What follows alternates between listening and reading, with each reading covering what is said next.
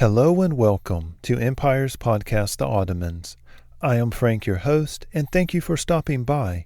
As the regular show rolls on, I found it necessary to produce the occasional extra episode from time to time. These mini episodes will focus upon a specific aspect of the Ottoman military, government, subject, economy, or even personality.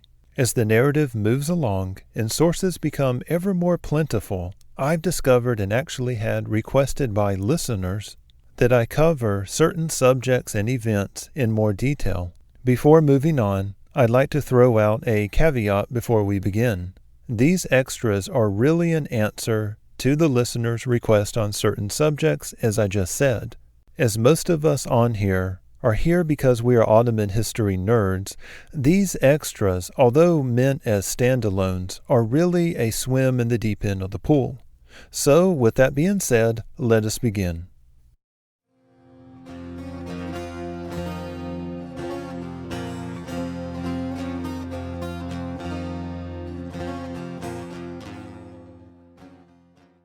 Extra episode number 3, the Akinji and Ottoman warfare.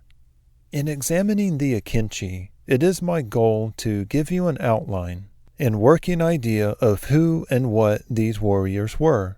To meet this objective, we will look at who were they, what did they do, their weapons, areas of operation, time periods most active, the economics of raiding and slave trading, relationship with the regular Ottoman military, and finally, the ultimate fate of the Akinji, how they are remembered today, and some concluding thoughts. So, first of all, who were the Akinji?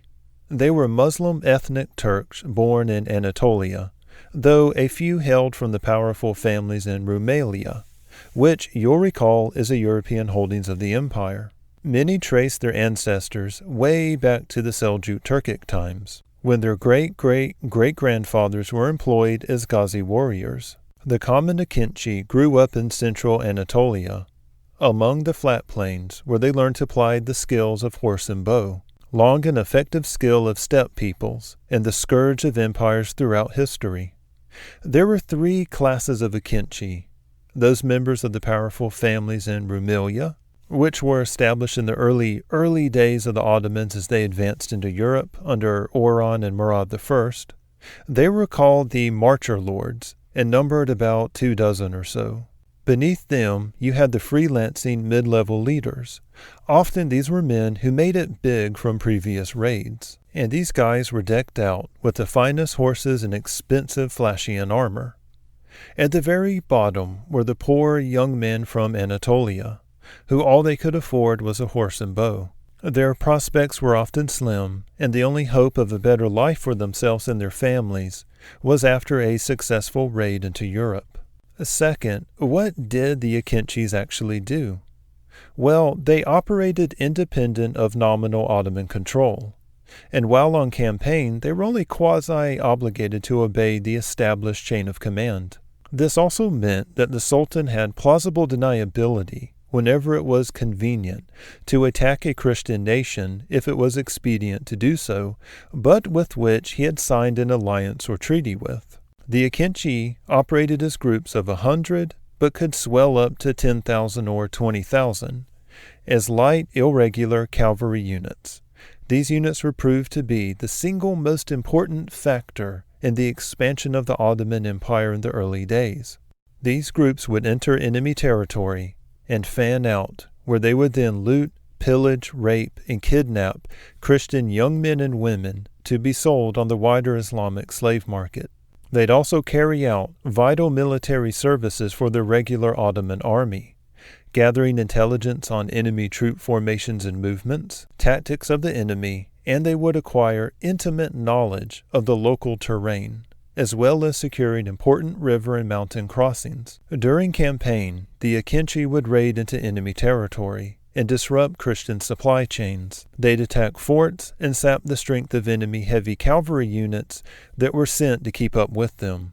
It's important to note here that after a successful raid, the Akinji would load up their slaves and loot onto slow-moving baggage trains, pulled by camels and oxen. These baggage trains would prove to be inviting targets for the enemy in the future.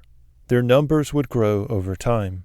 In the beginning of the empire, historians estimate that the Akinjis were numbered between 20,000 and 40,000. By Selim I's reign, they had swelled to well over 70,000. Third, what were their weapons? The common horseman was armed with 3 bows: the long composite bow and 2 shorter Mongolian-style step bows. Their arrow tips were specially forged to pierce Christian knights' armor. The more successful an Akinji warrior, the better gear he could outfit himself with. So this could include leather armor with metal plating, along with ornamental swords and battle axes.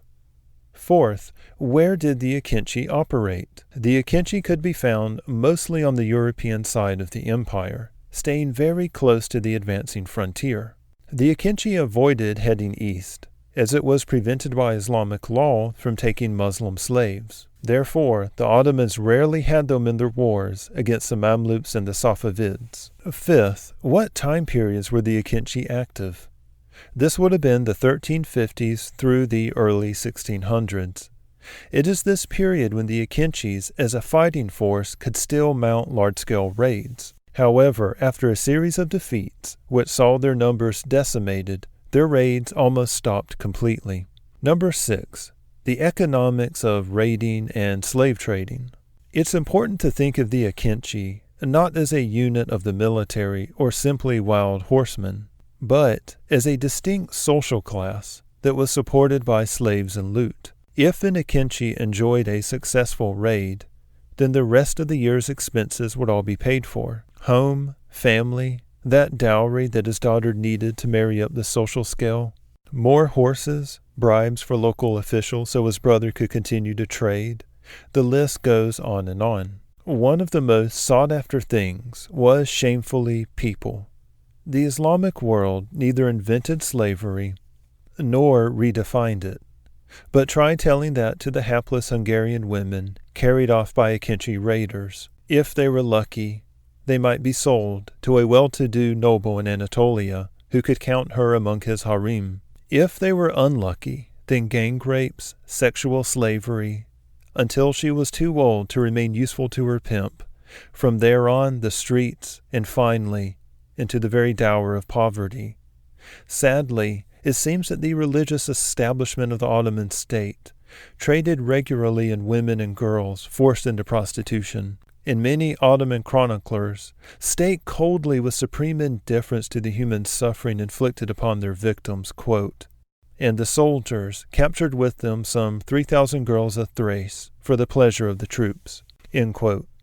Women in sexual bondage could probably be an entire episode or series thereof. As far as the Akinji were connected, they provided an ever-constant supply of women and young boys to be victimized by wealthy overlords in Rumelia and Anatolia. This isn't to paint all of the Ottomans as bad or evil. Christian Europe certainly had no monopoly on forced prostitution or sexual bondage.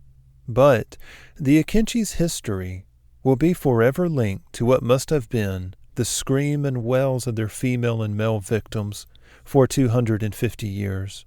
It's important that we understand the economy of loot and slaves, but I can't do that here in this extra. At the same time, we do need to state that the Akinji, as a separate and distinct class, existed because of the demand in the Ottoman world for those same loot and slaves. 7th, the relationship with the regular Ottoman military. The Ottoman military had a mixed relationship with the Akinji. On the one hand, they provided a vanguard for the army, scouts, logistics, and intelligence. Yet, at the same time, their presence in an Ottoman camp could have a negative impact on the morale of the regulars. The Janissaries, for instance, often resented the incredible loot and slaves the Akinji managed to procure, and therefore, while on campaign, the Janissaries would demand cash and gold from the Sultan on the march in order to compensate. The regular horsemen could never be head-counted with much accuracy, except going on the word of their local commander. Although they were vital during a campaign because the Ottoman military just couldn't come up with a dedicated pioneering cavalry unit to supplant them, they were terrible on the field of battle when it came to pitch warfare, and often broke ranks and ran away. During the camp itself, they could become unruly and drunk, and since they weren't officially a part of the army, the military judges, the Qadis, couldn't punish insubordination or lack of discipline. This, as you can imagine, wasn't good for the morale of the regular troops who witnessed such events. So, Frank, you might be asking yourself, what exactly happened to the Akinji? How come none of them really lasted beyond 1600? Well, 4 things began to change during the course of Ottoman history, which would bode ill for the Akinji. The first is that they simply outlived their usefulness after a period of time. Remember the Sultan always enjoying plausible deniability when the Akinjis raided into a troublesome kingdom or foreign power? Well, in the mid to late 1500s, this was now a liability, as the European armies became stronger and more powerful. In the 1600s, it could be fatal to provoke a European Christian power against the Ottoman state when it was becoming weaker. The loose bands of pillagers then became a huge source of worry for the sultans. Second, the Europeans themselves, mostly Hungary, Austria, Poland, Russia, and the German states and cities, had adapted tactics to counter the Akinji raids. They were never able to stop the loose bands from fanning out and sacking towns, so the heavy cavalry units of the Christians would send out scouts till they had located the slow-moving baggage trains. Once these were located, attempting to escape back into Ottoman territory, the Christian cavalry would attack relentlessly, capturing the baggage trains. Was this tactic always successful? No. But it did have the lasting effect of driving up the cost of raids, since the trains now had to be guarded as the slow oxen and camels trudged along. Third, with the advance of the European powers in the area of heavy cavalry, the Ottomans really needed a force that could fulfill all the services of the Akinji in terms of a vanguard, scout, and logistics, and at the same time hold their own in a battle line. To this end, the Ottomans turned to both expanding the ranks of the Sapiha horsemen and recruiting thousands of Crimean Tartars.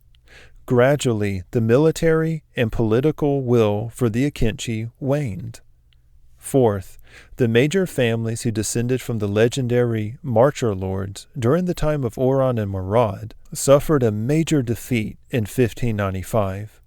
A series of bloody wars between the Ottomans and Habsburg Austria had broken out, and most of the empire's Akinji were surrounded and slaughtered to a man. This destruction of the major families, plus all the other factors, caused recruitment for the Akinjis to level off. So, what is their memory like today if you were to go to Turkey and Europe? From what I can understand, the Akinji were viewed, understandably so by their victims, as demonic entities appearing over the horizon to terrorize, loot, rape, steal anything of value, and kidnap young men and women. In old German, Austrian, and Hungarian churches today, you can still see the old Turk bells, which would ring at the approach of the dreaded horseman. In Turkey today, you'd probably have to find the occasional history nerd or nationalist who would really care, or even know anything about the Akinji. But, from what I understand, in Turkey when the subject does come up, they seem to be depicted as a kind of hybrid between American cowboys and Japanese samurai. In conclusion, for me personally, the Akinji represent the classical age itself, which includes both the Ottoman and European worlds. The Ottoman world, which was driven by empire building and the economic engines of obtaining loot and slaves, juxtaposed against the European drive for a crusade. With the close of the age of the Akinji, we see the end of a certain chapter in Ottoman history. The sultans would go on to no longer set the terms of peace themselves, but they would start to have treaties imposed upon them by European powers. Thanks for listening. And if you enjoyed this extra episode, please shoot me an email. You'll find a link in the show notes. Thank you.